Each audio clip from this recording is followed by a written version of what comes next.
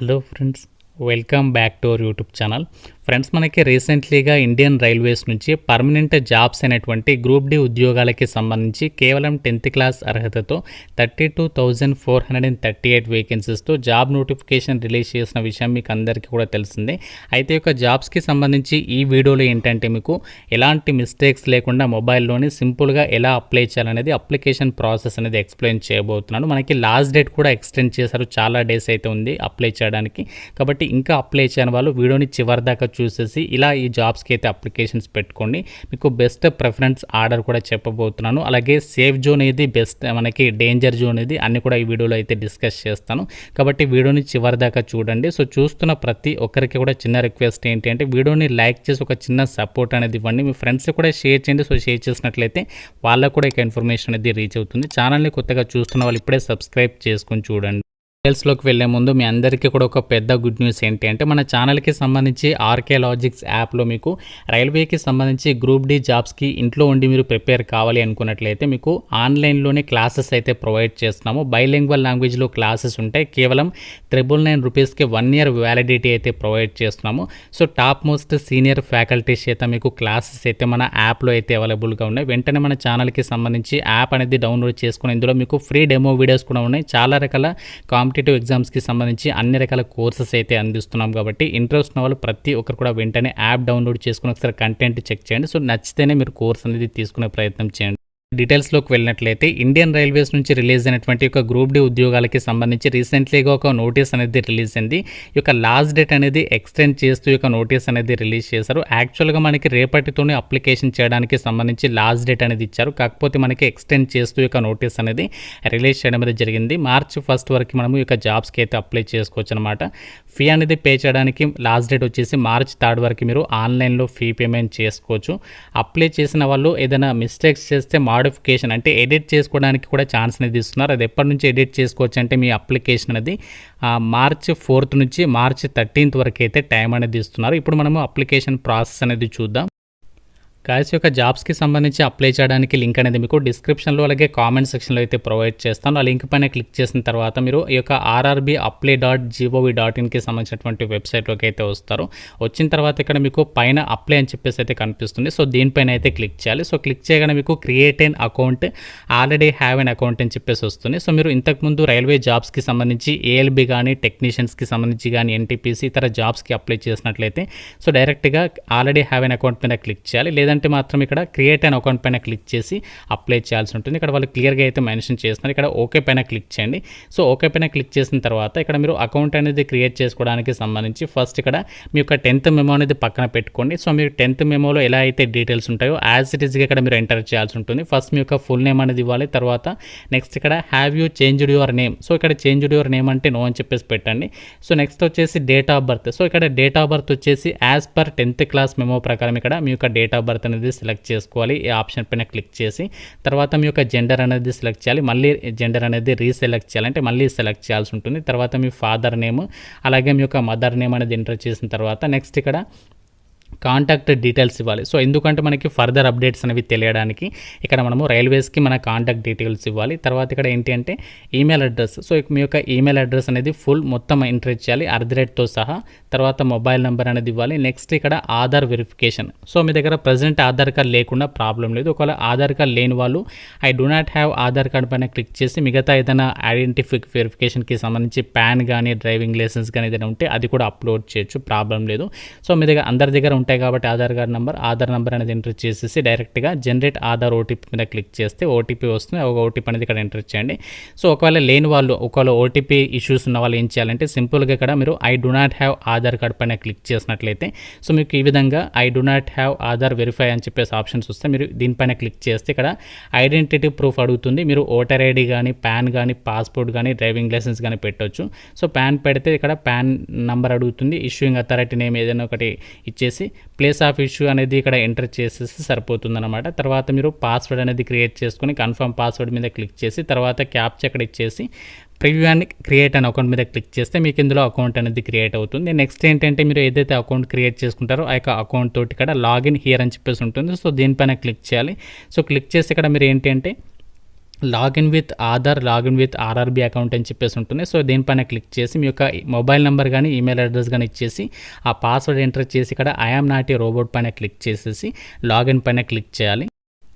Guys మీ యొక్క login details అనేవి ఇచ్చేసి లాగిన్ అయిన తర్వాత నెక్స్ట్ ఈ విధంగా అయితే వస్తుంది. ఇక్కడ మీకు your session will expire in అని చెప్పేసి ఇక్కడ టైం అయితే కౌంట్ అవుతుంది ఇక్కడ చూసారా. సో అంటే మనకి 29 minutes లోపు ఈ యొక్క ప్రాసెస్ అంతా కూడా కంప్లీట్ చేసుకోవచ్చు అనమాట. కాబట్టి కేర్ఫుల్గా ఎలాంటి మిస్టేక్స్ లేకుండా జాగ్రత్తగా అప్లికేషన్స్ అయితే పెట్టుకోండి. ఫస్ట్ ఇక్కడ జనరల్ ఇన్స్ట్రక్షన్స్ అని చెప్పేసి ఇచ్చారు. సో జనరల్ ఇన్స్ట్రక్షన్స్ దగ్గర క్లియర్గా ఒకసారి చదవండి. నోటిఫికేషన్ అంతా కూడా చదివిన తర్వాత ఇక్కడ మన వాళ్ళు క్లియర్గా ఇన్స్ట్రక్షన్స్ ఇచ్చారు. ఏంటి అంటే మీరు ఏదైనా ఒక జోన్కి మాత్రమే అప్లై చేయడానికి ఛాన్స్ అనేది ఉంటుంది. కాబట్టి మీరు ఒక అప్లికేషన్ మాత్రమే పెట్టాలి. సో మీరు మల్టిపుల్ నంబర్స్ యూజ్ చేసి రిజిస్ట్రేషన్ చేసుకోవడం ఇలా అయితే చేయొద్దు. మీరు అలా చేస్తే మాత్రం మీ అప్లికేషన్ అనేది రిజెక్ట్ అవుతుంది. కాబట్టి మీరు కేర్ఫుల్గా అయితే ఉండాలి. అలాగే మనకి ఎగ్జామినేషన్ లాంగ్వేజ్, ఈ యొక్క గ్రూప్ డి జాబ్స్కి సంబంధించి ఎగ్జామినేషన్ లాంగ్వేజ్ అనేది మన తెలుగు లాంగ్వేజ్లో కూడా ఎగ్జామినేషన్ అనేది మీరు క్వశ్చన్స్ అనేవి రాసుకోవచ్చు. ఒకవేళ మీరు తెలుగు ఆప్షన్ సెలెక్ట్ చేస్తే తెలుగు లాంగ్వేజ్లో అక్కడ క్వశ్చన్స్ అనేవి డిస్ప్లే అవుతాయి. హిందీ అండ్ ఇంగ్లీష్లో వస్తే నార్మల్గా మీరు ఒకవేళ తెలుగు సెలెక్ట్ చేస్తే తెలుగులో కూడా క్వశ్చన్స్ అయితే వస్తాయన్నమాట. మీరు అప్లై చేసేటప్పుడు అన్నీ కూడా క్లియర్గా చెక్ చేసుకుని రీచెక్ చేసుకున్న తర్వాత ఫైనల్ సబ్మిషన్ అనేది చేయాల్సి ఉంటుంది. అలాగే మీరు ఫీ అనేది పే చేస్తే మాత్రమే అప్లికేషన్ అనేది సబ్మిట్ అవుతుంది. ఫీ పే చేయకుండా అప్లికేషన్ అనేది సబ్మిట్ అయితే కాదు, గుర్తుపెట్టుకోండి. సో ఇంకా ఫీ పే చేయని వాళ్ళు వీలైనంత తొందరగా అప్లికేషన్ ఫీ అనేది పే చేసేటువంటి ప్రయత్నం అయితే చేయండి. సో ఇవన్నీ ఇన్స్ట్రక్షన్స్ క్లియర్గా చదువుకున్న తర్వాత ఇక్కడ డైరెక్ట్గా మీరు ఏం చేస్తారంటే ఆన్లైన్ అప్లికేషన్ అని చెప్పేసి ఉంటుంది. సో దానిపైన క్లిక్ చేయాలి. సో క్లిక్ చేయగానే మనకి ఈ విధంగా అయితే వస్తుంది. సో ఇక్కడ మనకి సెంట్రలైజ్డ్ ఎంప్లాయ్మెంట్ నోటిఫికేషన్ నంబర్ 08/2024 ఇక్కడ మనకి level 1 of 7th CPC pay matrix అని చెప్పేసి ఉంటుంది. సో ఇక గ్రూప్ డి ఉద్యోగాలకి సంబంధించి పే స్కేల్ ఎంత అంటే మనకి లెవెల్ 1 ప్రకారం 18,000 బేసిక్ పే ఉంటుంది. అన్ని రకాల అలవెన్సెస్ కలుపుకుంటే మనకి కొత్త పే స్కేల్ అయితే రాబోతుంది ఫర్దర్గా 8th పే కమిషన్ ప్రకారం. సో సాలరీస్ కూడా చాలా వరకు కూడా ఇంక్రీజ్ అయ్యేటువంటి అవకాశం అనేది ఉంది. ఇక్కడ కొత్త డేట్స్ అనేవి ఇక్కడ వెబ్సైట్లో అయితే అప్డేట్ చేస్తారు, మీరు క్లియర్గా చెక్ చేసుకోవచ్చు. March 1st వరకు టైం అనేది ఉంది. సో ఇక్కడ మీరు ఈ యొక్క చెక్ బాక్స్ అనేది ముందుగా టిక్ మార్క్ చేయండి. సో టిక్ మార్క్ చేసిన తర్వాత నెక్స్ట్ ఇక్కడ ఇది చాలా ఇంపార్టెంట్. మీరు ఏ జోన్కి అప్లై చేయాలనుకుంటున్నారో సో దేనిపైన క్లిక్ చేసి మీరు జోన్ అనేది సెలెక్ట్ చేసుకోవాలి. అసలు ఏ జోన్కి అప్లై చేయాలి అని చెప్పేసి అనుకుంటున్నారు అనేది సో మీరు ముందుగా డిసైడ్ అవ్వండి. సో మీరు ఏ జోన్కైనా అప్లై చేసుకోవచ్చు. కాకుంటే మీరు ఏ జోన్కి అయితే అప్లై చేస్తారో పోస్టింగ్ అనేది మీకు అక్కడే ఇస్తారు. కాబట్టి సో మీరు ముందుగా డిసైడ్ అయిన తర్వాత ఆ జోన్ అనేది సెలెక్ట్ చేసుకొని నెక్స్ట్ ఇక్కడ నెక్స్ట్ పైన క్లిక్ చేయాలి. నెక్స్ట్ మనకి ఇక్కడ పర్సనల్ డీటెయిల్స్ మీరు ఏదైతే అకౌంట్ అనేది క్రియేట్ చేసుకున్నప్పుడు ఇచ్చారో ఆ డీటెయిల్స్ అనేది చూపిస్తుంది. తర్వాత ఇక్కడ మీరు మెరిటల్ స్టేటస్ దగ్గర మీరు మ్యారీడ్ అయితే మ్యారీడ్, అన్మ్యారీడ్ అయితే అన్మ్యారీడ్ అని చెప్పేసి సెలెక్ట్ చేయాలి. తర్వాత రిలీజియన్ దగ్గర మీరు రిలీజియన్, సో ఇక్కడ నేను హిందూ కాబట్టి హిందూ సెలెక్ట్ చేశాను. తర్వాత మదర్ టంగ్, సో మనది తెలుగు కాబట్టి ఇక్కడ తెలుగు అని చెప్పేసి పెట్టండి. తర్వాత choice of language for examination, so నేను తెలుగులో కూడా ఎగ్జామినేషన్ అనేది కండక్ట్ చేస్తారని చెప్పాను కదా, ఇక్కడ మీరు తెలుగులో కావాలనుకుంటే తెలుగు అని చెప్పేసి పెట్టండి. సో నెక్స్ట్ ఇక్కడ permanent visible mark of identification 1 and 2 అని చెప్పేసి ఉంటాయి. సో ఇక్కడ ఏంటి అంటే పుట్టుమచ్చలు అనమాట. సో మనకి 10th మెమోలో మీకు అక్కడ ఉంటాయి కదా, అది డైరెక్ట్గా ఇక్కడ చూసేసి ఎంటర్ చేయండి. ఒకవేళ మీకు ఈ యొక్క మార్క్స్ అనేవి లేకుంటే నో మార్క్ అని చెప్పేసి ఇక్కడ ఎంటర్ చేస్తే సరిపోతుంది, ప్రాబ్లం లేదు.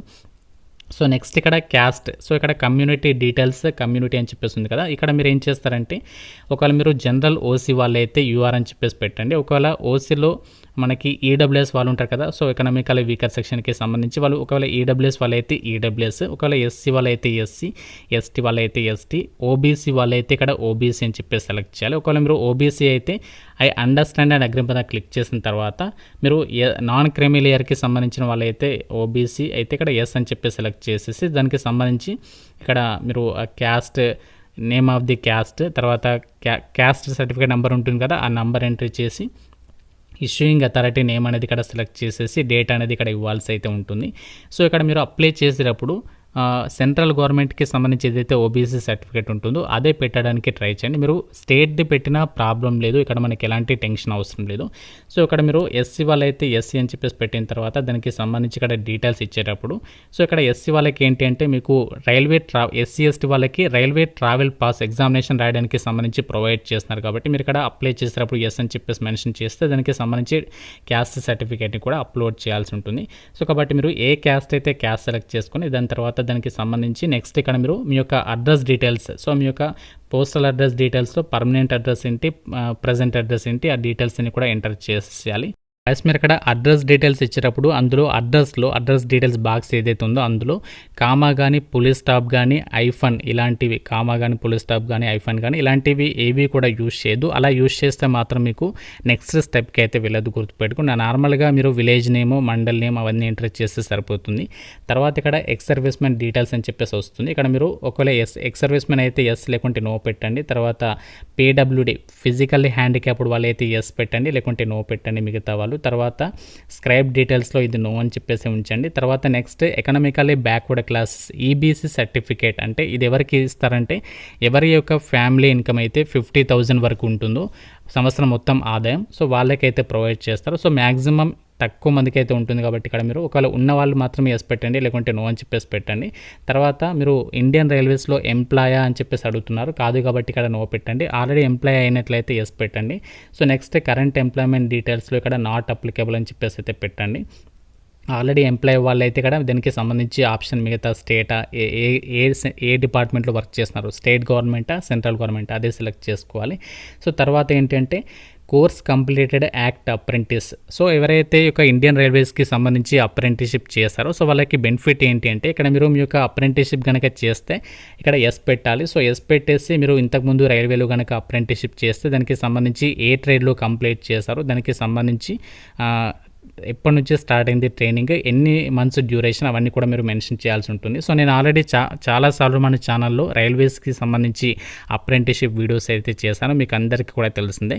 సో అప్రెంటిస్షిప్ చేసి పెట్టుకోండి అని చెప్పేసి చాలా యూజ్ అవుతుందని చెప్పేసి చాలాసార్లు అయితే చెప్పడం జరిగింది. సో అలా అప్రెంటిస్షిప్ చేసిన వాళ్ళు ఏంటంటే ఎస్ పెట్టేసి అది డీటెయిల్స్ ఇవ్వాలి, మిగతా వాళ్ళు మాత్రం నో అని చెప్పేసి పెడితే సరిపోతుంది. తర్వాత మీరు ఏంటంటే ఎవరైతే రిక్రూట్మెంట్కి సంబంధించి ఒక రైల్వే గ్రూప్ డి ఎగ్జామ్ అనేది రాయబోతున్నారో మీరు ఎగ్జామినేషన్ రాసిన తర్వాత మీకు అమౌంట్ అనేది ఫీ అమౌంట్ ఏదైతే ఉంటుందో ఫీ అమౌంట్ అనేది రీఫండ్ చేస్తారు కదా, ఆ అమౌంట్ అనేది మీ యొక్క బ్యాంక్ అకౌంట్కి అయితే రావాలి. కాబట్టి మీరు ఇక్కడ బ్యాంక్ డీటెయిల్స్ అనేవి ఇవ్వాల్సి అయితే ఉంటుంది.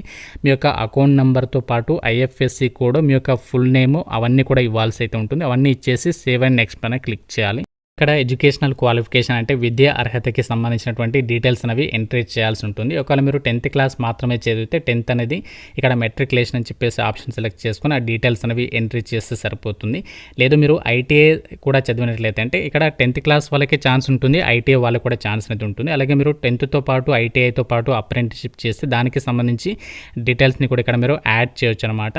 సో మీరు ఇక్కడ ఓన్లీ 10th క్లాస్ చదివితే 10th క్లాస్కి సంబంధించినటువంటి డీటెయిల్స్ ఈ విధంగా మీరు 10th క్లాస్ అనేది ఇక్కడ చదివారు, ఏ స్టేట్, డిస్ట్రిక్ట్ ఏంటి, బోర్డ్ ఏంటి, ఏ ఇయర్లో పాస్ అయ్యారు, తర్వాత రోల్ నెంబర్. సో ఇక్కడ ఇది చాలా ఇంపార్టెంట్. రోల్ నెంబర్ అంటే మీ యొక్క హాల్ టికెట్ నెంబర్ అనేది ఎంట్రీ చేయాలి. తర్వాత సర్టిఫికేట్ సీరియల్ నెంబర్. సో ఇక్కడ సర్టిఫికేట్ సీరియల్ నెంబర్ ఏంటి అంటే ఇక్కడ మీకు 10th క్లాస్ మెమోలో లెఫ్ట్ సైడ్లో మీకు ఇక్కడ సర్టిఫికేట్ నెంబర్ ఉంటుంది చూసారా, ఆ నెంబర్ అనేది ఇక్కడ మీరు ఎంటర్ చేయాల్సి ఉంటుంది. సో ఎంటర్ చేసేసి అప్డేట్ పైన క్లిక్ చేసి ఆ డీటెయిల్స్ అనేవి ఇవ్వాలి.